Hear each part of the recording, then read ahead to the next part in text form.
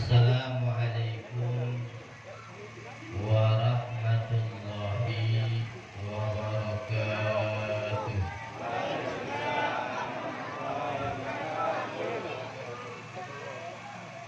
Bismillahirrahmanirrahim. Alhamdulillah alladzi waffaqal khairati ibadah al-abrar.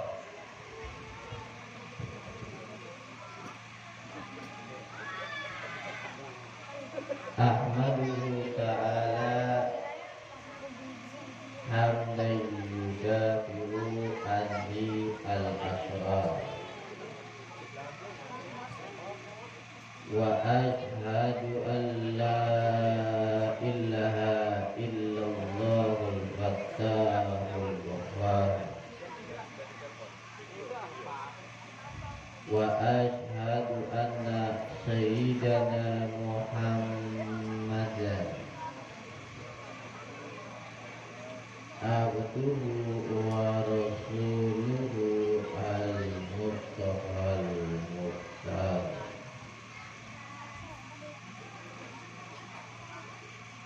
Wa yusalli wa yusallimu ala sayyidina Muhammadin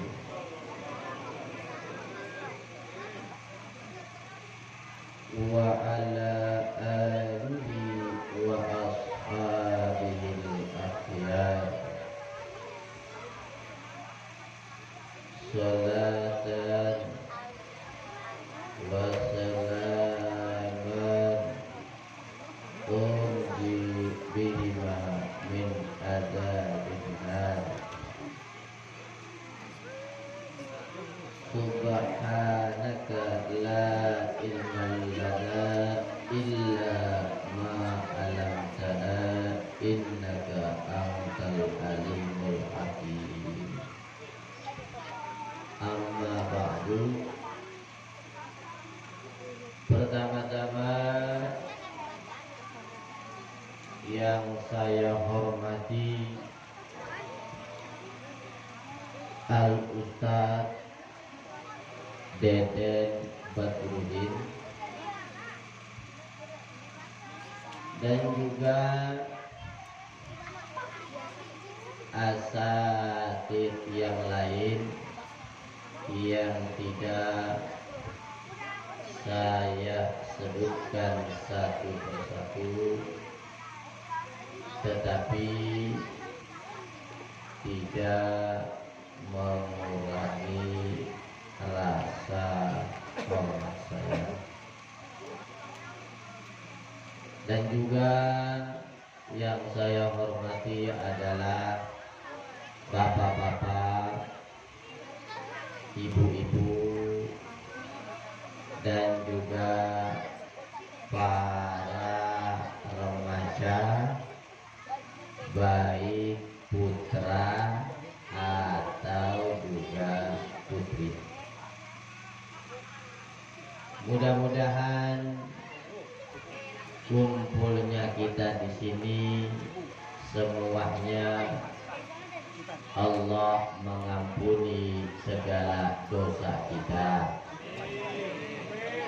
Allah memudahkan segala urusan kita. Allah menjauhi segala musibah dan bala kepada kita. Amin ya Allah ya Rabbal alamin. Alhamdulillah, segala puji bagi Allah Subhanahu wa ta'ala, yang mana Allah Subhanahu wa ta'ala masih memberikan segala karunia-Nya kepada kita, baik itu karunia yang besar atau juga karunia yang kecil. Tidak lupa salawat dan salam kita curahkan kepada Nabi besar kita adalah Nabi Muhammad sallallahu alaihi wasallam beserta keluarganya, para sahabatnya, dan juga tidak lupa terhadap umatnya. Ini namanya kampung apa ini? Singkahuripan. Hah? Singkahuripan. Ini saya baru masuk pertama kali ini. Singkahuripan ya. Kalau kecamatannya apa? Kelapa Nunggal. Kelapa Nunggal. Kelurahannya? Hah? Singkahuripan kelurahannya. Singkahuripan. Berarti wilayahnya masuk Bogor nih. Kabupaten Bogor. Bogor Coret. Orang itu kalau seandainya dia benar cinta kepada Rasulullah harus membutuhkan pengamalan. Jadi kalau seandainya ada orang cinta Rasul dan dia tidak mengamalkan ajaran Rasul, cintanya adalah bohong. Jadi mengamalkan ajaran Rasul dari mulai yang berat sampai yang ringan atau juga sampai yang sedang. Kalau yang ringan ini sunnah Nabi, kalau kita makan itu pakai tangan kanan. Ringan atau berat kira-kira? Hah? Ringan atau berat kira-kira? Yang berat, rada berat itu sunnah Nabi kalau seandainya disambitin kagak marah. Bisa gak kira-kira? Itu bisa. Hah? Bisa? Bu, ibu kalau seandainya disambit marah atau tidak marah kira-kira? Tapi kalau disambitnya pakai duit 1 juta marah gak? Agak namanya tuh ya. Itu malah lain bu ya.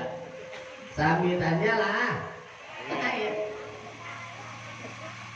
Nah ini kalau yang berat, kalau pengen mengikuti sunnah Nabi, kalau disambit pakai batu kagak marah. Rasulullah Sallallahu Alaihi Wasallam waktu dakwah di daerah Taif itu dakwahnya tidak diterima. Rasul malah disambit, tapi Rasul tidak marah. Nah ini ajaran Nabi. Nah kalau seandainya orang itu imannya itu dia sudah tinggi, pengamalan syariat Rasulullah Sallallahu Alaihi Wasallam itu sudah banyak,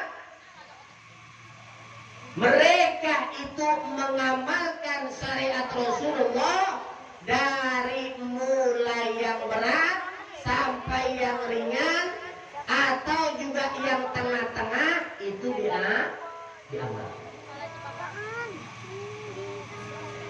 Kalau seandainya ada orang itu tidak mengamalkan ajaran Rasulullah Sallallahu Alaihi Wasallam itu cintanya adalah bohong.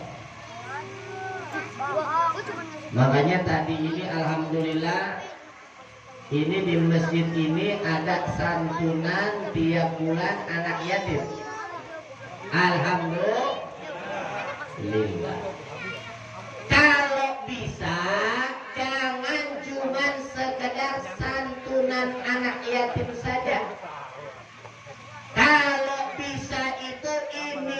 anak yatim disekolahkan sampai perguruan tinggi.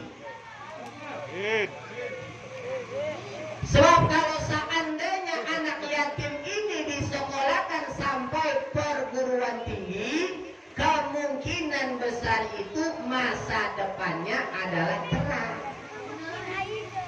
Tapi kalau cuma sekadar disantunin saja, anak yatimnya tidak disekolahkan, akhirnya masa depannya itu kurang cerah. Sahabat Rasulullah Sallallahu Alaihi Wasallam kayak seperti Abdullah bin Umar. Ini Abdullah bin Umar, sahabat Nabi. Beliau itu paling suka kalau makan bareng anak yatim.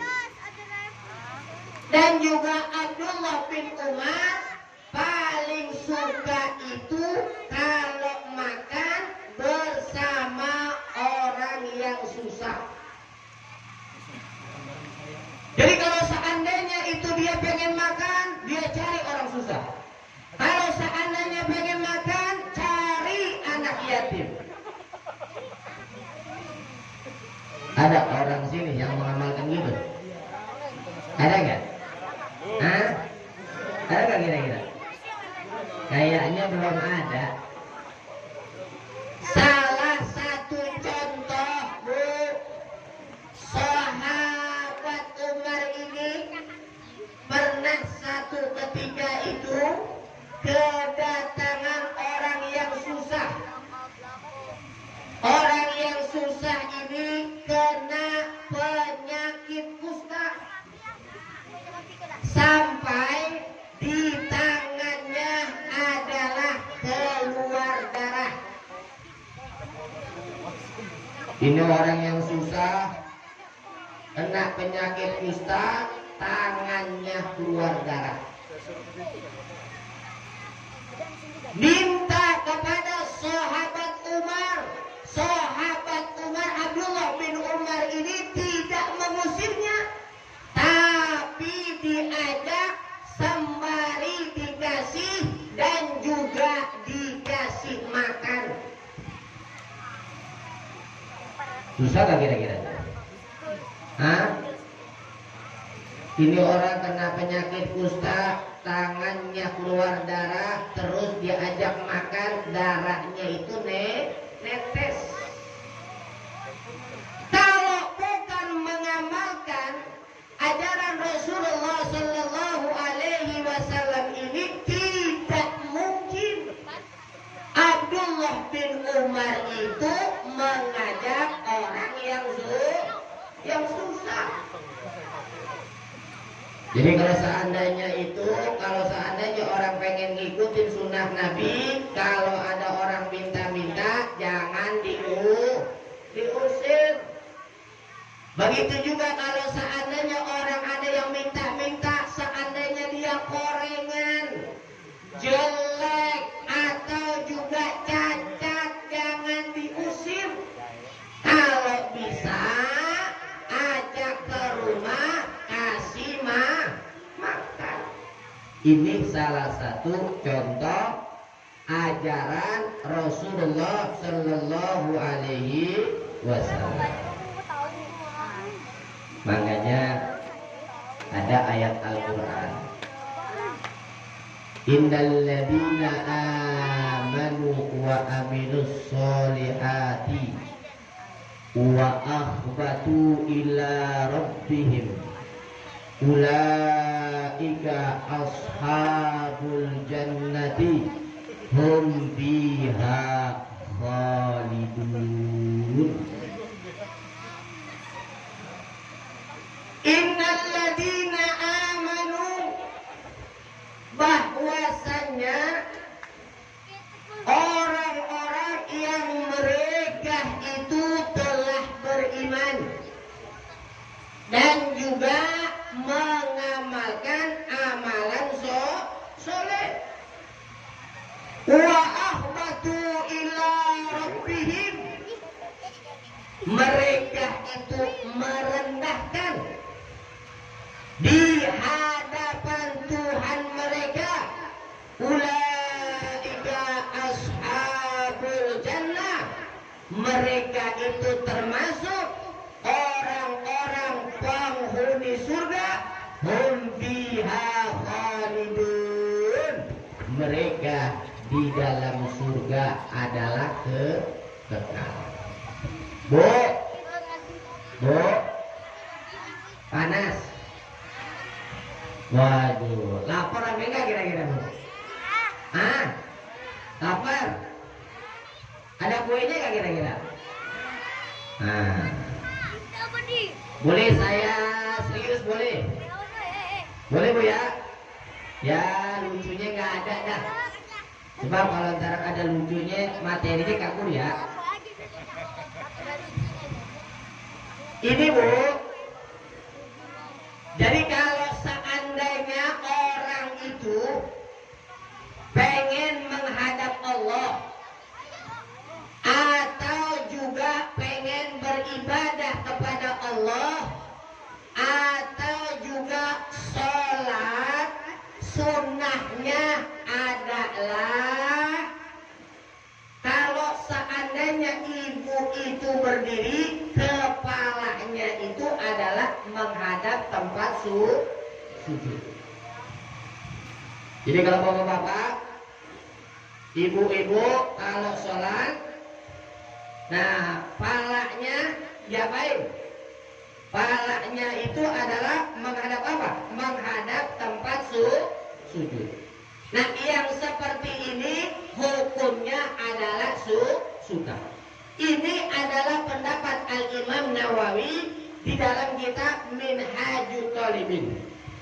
Bagaimana kalau seandainya ibu, bapak-bapak, terus kalau seandainya sholat itu tengok kanan, tengok kiri, palanya apa lagi? Palanya itu melihat langit ngedenang. Nah ini dihukuminya adalah makruh. Sebab ibadah itu kalau menghadap Allah Subhanahu wa ta'ala, nah dia itu harus merendahkan diri. Jangan kalau seandainya orang itu beribadah mendekatkan diri kepada Allah, begitu Allahu Akbar dia terpinggir. Somong nggak kira-kira tuh? Somong nggak kira-kira?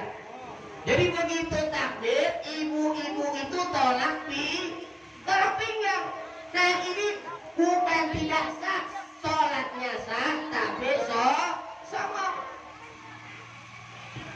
Jadi begitu takbir, palanya ngapain? Palanya adalah nunduk. Hati itu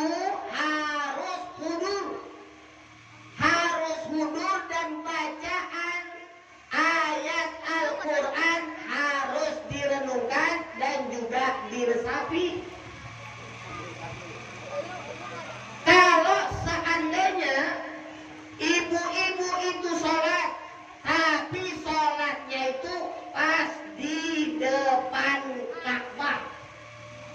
Jadi kalau seandainya ibu itu pengen istilahnya umroh, nah sholatnya adalah di depan Ka'bah. Nah al-ulama itu ada berbeda pendapat. Kalau al-Imam Ibnu Ramli di dalam kitab Nihayatul Muhtaj itu lebih baik itu dianjurkan oleh Al-Imam Ramli, sholatnya itu dia tidak memandang Ka'bah, melainkan memandang adalah tempat sujud. Tapi Al-Imam Mawardi dan juga Al-Imam Ruyani di dalam kitab Ujalatul Muhtaj itu lebih baik memandang Ka'bah ketimbang memandang tempat sujud. Paham gak kira-kira Bu? Bu? Paham gak kira-kira? Jadi kalau seandainya ibu ini umroh, iya kan? Nah terus sholatnya itu di depan Ka'bah. Nah ulama berbeda pendapat. Pendapat yang pertama itu dia tetap menghadap melihat tempat sujud. Yang kedua adalah lebih baik adalah melihat Ka'bah. Ulama juga kalau seandainya orang itu sholatnya seandainya di depan Rasulullah Sallallahu Alaihi Wasallam, ini seandainya yang di depan adalah Nabi, ulama berpendapat lebih baik sholatnya itu melihat punggung Rasulullah Sallallahu Alaihi Wasallam. Nah ini adalah syariat Rasulullah Sallallahu Alaihi Wasallam yang harus kita amalkan. Jadi kalau kita beribadah harus merendahkan diri. Begitu juga di depan orang, di depan manusia, jangan kita merasa sombong, melainkan kita harus merendahkan diri. Sebab orang yang merendahkan diri, kata Abdullah bin Abbas, idza tawadu'a al-abdu rafa'ahu Allahu ila sama'is sabi'ah. Apabila seorang hamba ini dia merendahkan diri, begitu merendahkan diri, tawadu rafa'ahu Allahu ila sama'is sabi'ah, maka Allah mengangkatnya itu sampai apa? Sampai langit yang ketujuh. Jadi kalau orang itu merendahkan diri, dia tidak ada rasa sombong, begitu juga tidak pamer dengan hartanya, tidak merasa hebat dengan ilmunya, tidak merasa hebat dengan jabatannya, Allah bakal angkat sampai apa? Sampai ke langit yang ketujuh. Ini ada cerita waktu peristiwa perang Khandaq. Perang Khandaq ini terjadi antara 5 tahun Hijriah. Perang Khandaq peristiwanya adalah di Madinah. Perang Khandaq itu Rasulullah Sallallahu Alaihi Wasallam dan bersama para sahabat membuat parit. Ngerti parit? Ngerti gak kira-kira? Parit itu buat apa? Galian. Nah dia buat galian. Nah ini ada satu pendapat yang mengusulkan membuat parit adalah sahabat Salman. Nah perang Khandaq itu adalah perang Khandaq yang bersekutu antara orang Yahudi dan juga orang kafir Quraisy. Orang perang Khandaq dia ini bersekutu orang Yahudi dengan orang kafir Quraisy. Makanya terjadilah perang Khandaq. Peristiwanya begitu Pak Rasulullah Sallallahu Alaihi Wasallam dan para sahabat membuat parit, ada suatu tanah yang keras. Ada tanah yang keras. Tanah yang keras ini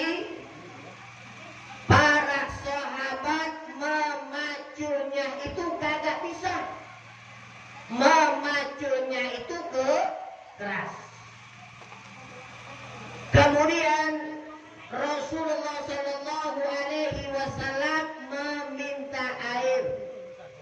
Begitu Rasul meminta air, ini air diludahkan. Begitu air diludahkan, air ini dituang kepada tanah yang keras tadi. Itu tanah yang keras hancur berkeping-keping. Atau juga di dalam riwayat yang lain, Rasulullah Sallallahu Alaihi Wasallam memacul itu tanah sampai tanah itu hancur berkeping-keping. Akhirnya peristiwa yang membuat itu perang Khandaq atau membuat parit, posisi Nabi itu dalam keadaan lapar. Sampai perutnya Rasulullah Sallallahu Alaihi Wasallam itu diganjel dengan batu. Jadi perut Nabi diganjel dengan apa? Diganjel dengan batu. Begitu diganjel dengan batu, dilihat oleh Jabir bin Abdullah. Jabir bin Abdullah merasa apa? Merasa kasihan. Jabir bin Abdullah itu merasa tidak enak. Akhirnya Jabir itu pulang dan menemui istrinya. Begitu Jabir menemui istrinya, Jabir berkata kepada istrinya, hal indaki syai'un, apakah di sisi engkau ini ada sesuatu? Kata istrinya bilang, ada. Yang saya punyai itu adalah ada anak kambing yang kecil dan juga ada gandum. Ya udah, kalau bisa ini dimasak, kamu bagian yang mengolah gandum, saya ini tugasnya adalah memotong anak kambing yang perempuan. Bu, masih dengerin gak kira-kira Bu? Sebab ini sekarang ini kalau ngomong ini mesti serba salah Bu. Kekerasan ntar ditangkap. Nah Bu, ngomong salah ditangkap. Ngaji lurus ngantuk. Nah Bu, kalau ngaji lurus ngantuk, kalau nggak ada lucunya. Keras banget nyinggung pemerintah, bakal dilaporin. Betul gak kira-kira? Betul gak kira-kira? Nah sekarang diredam-redam dulu dah, jangan yang keras-keras, yang sedang-sedang saja. Karena suasananya ini lagi mulai apa namanya? Lagi mulai hangat. Nah jadi ngomongnya yang biasa-biasa aja udah, jangan yang keras-keras. Yaitu sekarang ini kita ngaji aja dah Bu. Sekarang kita ini ngaji ilmu aja udah. Nah akhirnya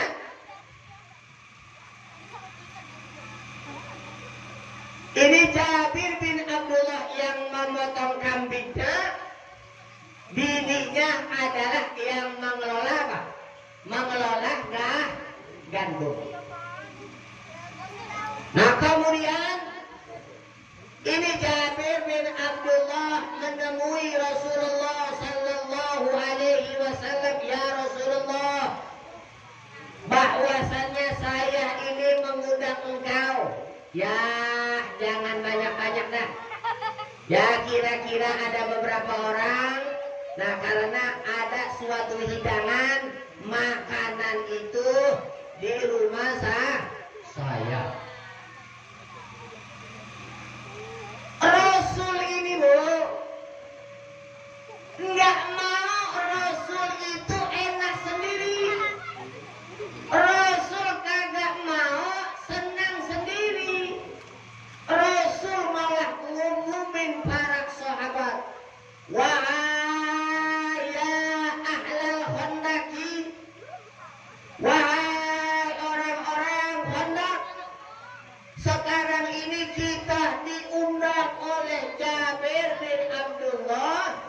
yang di rumahnya itu ada makanan.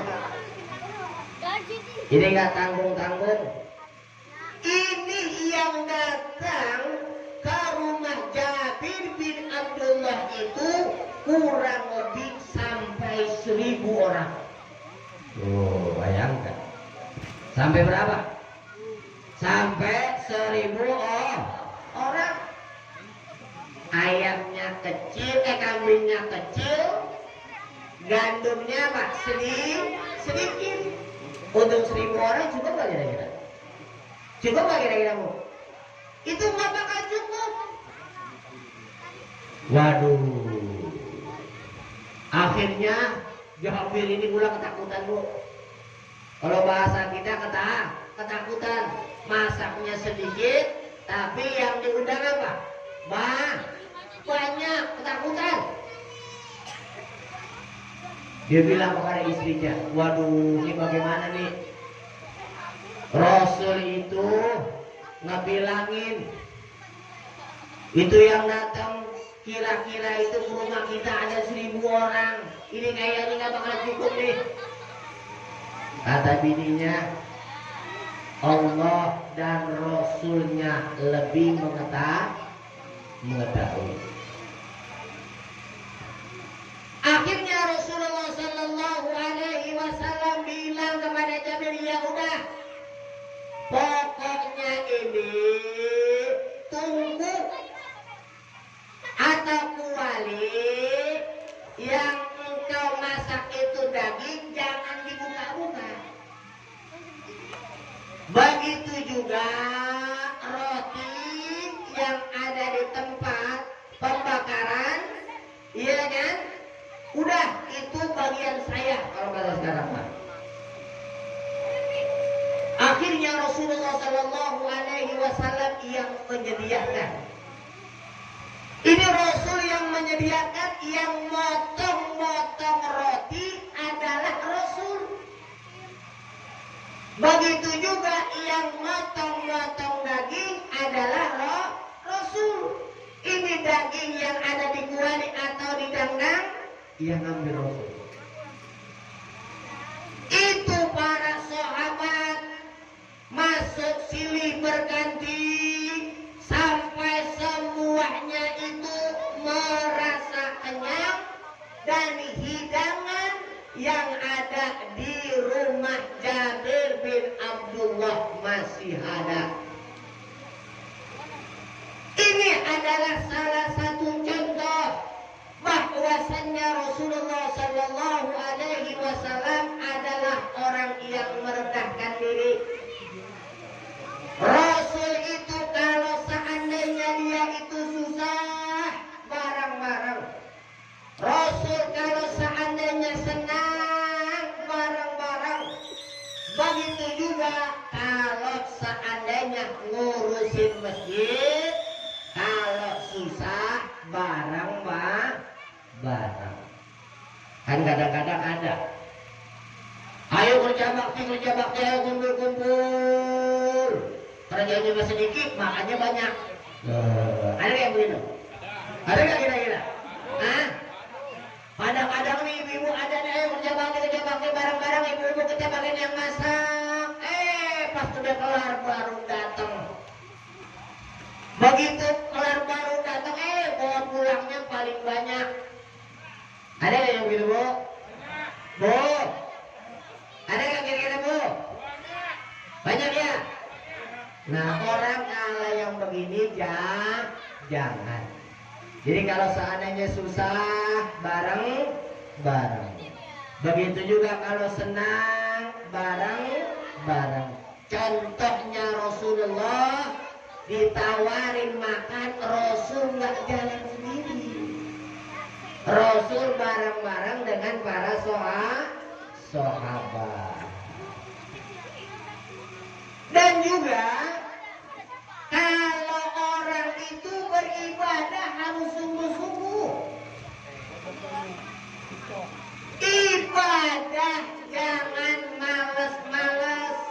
Kalau tahajud jangan males-males. Kalau berzikir jangan males-males.